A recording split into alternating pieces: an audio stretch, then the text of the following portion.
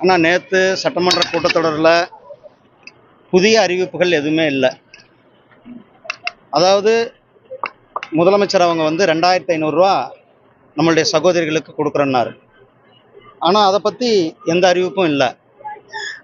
அது என்ன, போன திமுக ஆட்சியில் 1000 ரூபா கொடுத்தாங்க, அந்த 1000 ரூபாயை தான் வர வச்சுருக்காங்க.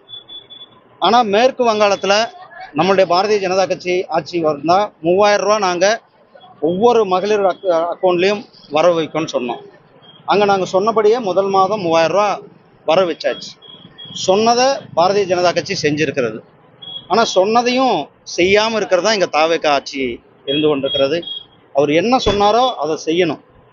அதாவது நிதிநிலை சரியில்லை, அது சரியில்லை, இது சரியில்லை, வெள்ளை அறிக்கை வெளியிடுறோம், இப்படி சொல்லி மக்களை ஏமாத்துறதை நிறுத்திட்டு ஆக்கப்பூர்வமான செயல் திட்டம் என்ன? அவங்களுக்கு 2500 ரூபா நம்மளுடைய சகோதரிகளுக்கு அவரை நம்பி வாக்களிச்சிருக்காங்க. அவருடைய நம்பி வாக்களித்தவர்களுக்கு 2500 ரூபாய் கொடுப்பதற்கு செயல் திட்டம் என்ன? இந்த 2500 ரூபாய் அவர் உடனடியாக விடுவிக்க வேண்டும்.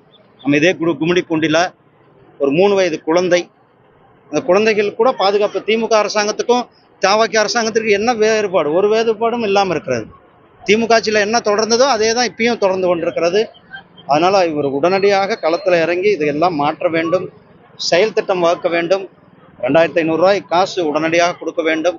இதே மாதிரி சட்டம் ஒழுங்கு, பெண்கள் பாதுகாப்பில் இன்னும் அதிகமான அக்கறை செலுத்த வேண்டும். பெண்கள் பாதுகாப்பை உறுதி செய்வதற்கு அவர்கள் முன்வர வேண்டும். நன்றி அண்ணா.